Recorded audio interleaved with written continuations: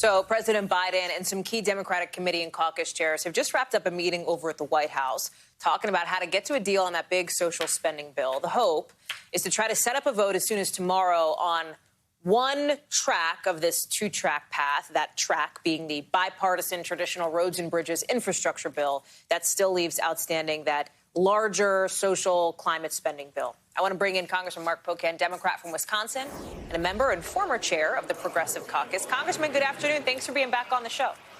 Well, thanks so much for having me.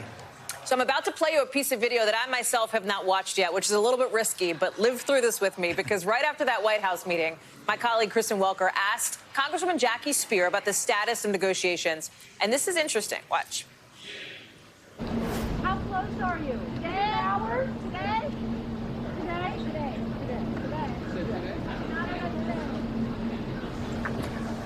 All right, well, you could see it, Congressman, but Congresswoman Speier nodded her head yes, right? Seemed to imply that there might be a deal today. Do you share her optimism? You think that's realistic?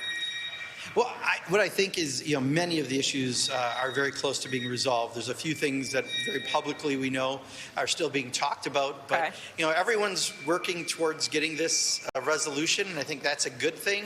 And, it'll be ready when it's ready. I think the most important thing is we get the right items in it, not necessarily what day of the week it passes.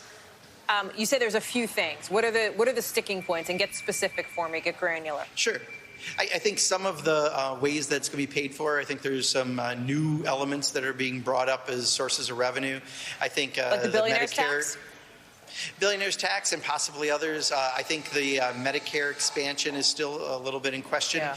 And I think, I don't know if this is rumor or not, but the family leave portion might still be being discussed. And some of those are real important provisions. But I think, some measures, like I think one of the most important is the child care provision, that no one pays more than 7% of their income. I think that's very solid. I think the child tax credit's very solid. Okay. That's a tax break for 40 million American families. There's a lot that's really strong that will be in this bill.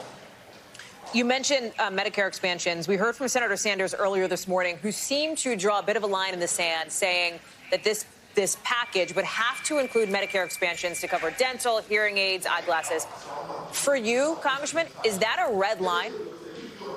It should be in there, and I think that's what we're still trying to do is make sure it's in there. My mom's 92, and she's in a nursing home, and I know many of her friends and have grown up with people who, if you have issues with your vision or your teeth or your ears, that's a health issue like anything else, and it should be covered. So for all the reasons I just stated, it should be there, and if someone's trying to take it out, I'd really like to hear a strong reason why we should take it out. Yeah, I think that's a question to pose to some of the more moderates in the caucus who point to perhaps the cost of this. You say it should be in there, but let me just ask again, is it a red line? If it's not in there, are you going to withhold your vote for this reconciliation package if that turns out to be the case? I haven't been throwing lines down on this because what I'm trying to do is negotiate and get to a deal. Okay. When you look at the sort of getting down to brass tacks, do you think a timeline for a vote tomorrow on traditional infrastructure package is A, realistic, B, possible? All I care about is getting the right elements in the bill, and it'll be done when it's done. Other than I'm a J school major, so I appreciate you asking that question. I get asked that several times a day. But you know what? No one in my district actually asked that question. They just want to know if they're going to have their child care paid for with only 7% of their income. So I'm focusing on what's in the bill. As you know, Congressman, I didn't set that deadline of tomorrow, right? That's leadership, and it is Democratic leadership that has said they want to see that bill on the floor maybe as early as tomorrow.